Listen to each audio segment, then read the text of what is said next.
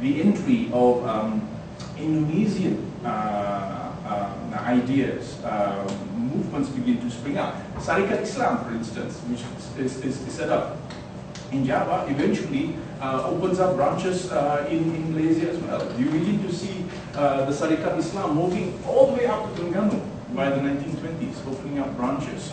And then, of course, more importantly, in terms of political developments, when the Indonesian nationalist movement gets off the ground and the Indonesian Nationalist Party is formed, this generation of modern reformist Muslims become the first members. A lot of the leaders of the Malayan nationalist movement that would later become the leaders of the Malayan Nationalist Party secretly joined Sukarno's PNI in the 1930s and become members. You see, because they had this cosmopolitan mindset. They were already living in cosmopolitan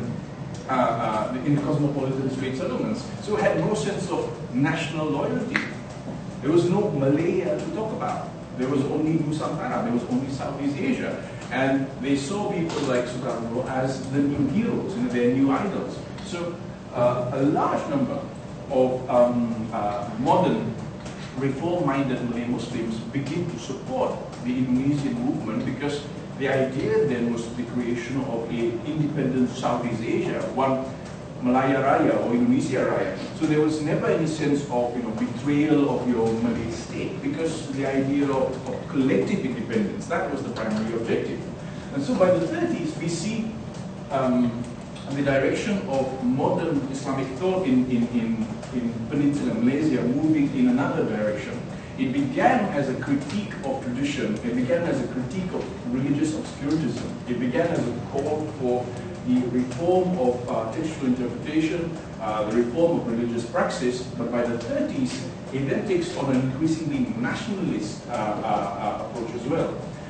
For the first time we begin to see the emergence of a new generation, a second generation of kaum muda activists who are the product of the pioneering efforts of these generations. And I remember just now I said to you that new madrasas have been set up by people like Sheikh Hadi and Mary Jamaluddin in Singapore, Malacca and Penang.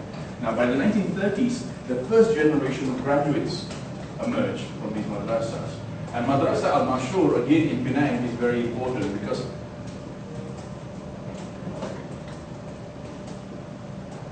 Madrasa Al-Mashur ends up producing quite a large number of young Malay Muslim or Peranakan Muslim activists who later would become the pioneers in the Islamist nationalist movement in Malaysia. Among all of them, the most important has to be Dr. Burhanuddin Al-Hilmi.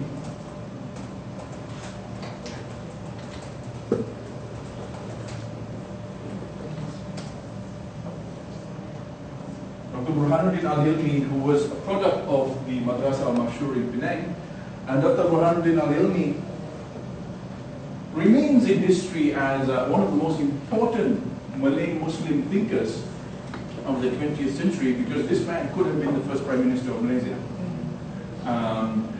And if you look at the history of Burhanuddin Hilmi and the history of that generation, the 1930s generation of nationalist activists, you'll see that one thread that runs through all of them, the common feature on all of them was that they were A, committed nationalists, B, committed Islamists.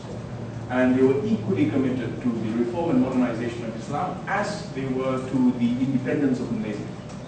Burhanuddin Al-Hilmi. Can I ask you a quick question about that? Yeah. You're talking about in broad historical terms, two really formative periods that seem to correspond with periods of Wahhabi ascendancy in the Hijaz. The first period where we began to get this sort of movement of Wahhabi kind of ideas and they get kicked out and come back after the First World War. Is this coincidence? To what extent is that coincidence, or is there some sort of coherent movement of these Wahhabi ideas in those two time frames? Well, I think the two time frames are coincidental, but there is no direct link between the two for reasons that I'm going to demonstrate after this. Now, of course, the label Wahhabi that was used against the first generation of kaum muda activists, I think that's really incidental. That's simply because the label had entered Southeast Asia, as you know, through people like Snoko Brunei. with very negative connotations. And by no stretch of the imagination can someone like Sheikh Al-Hadi be described as a Wahhabi. He was in fact the Sheikh who wrote the first feminist novel in the history of Malay literature. He was very much in favor of gender empowerment, and one of the first modern progressive sheikhs in Malaysia to introduce a modern religious education for women. So it's completely different. Completely different scenario. Now, Dr. Burhanuddin Al-Hilmi, like a lot of these contemporaries, people like Ahmad Mustaman, people like Ibrahim Yaqub, shared a lot in common with the early generation of Muslim reformers in the sense that they were A, cosmopolitan and outlook, B, modernists, and C, committed to a modern reform of Islam. But they simply translated it into a political project instead. All of this energy was directed towards the creation of an independent Malaysia where Islam would be defended, but not an Islamic state per se. The discourse of an Islamic state had not entered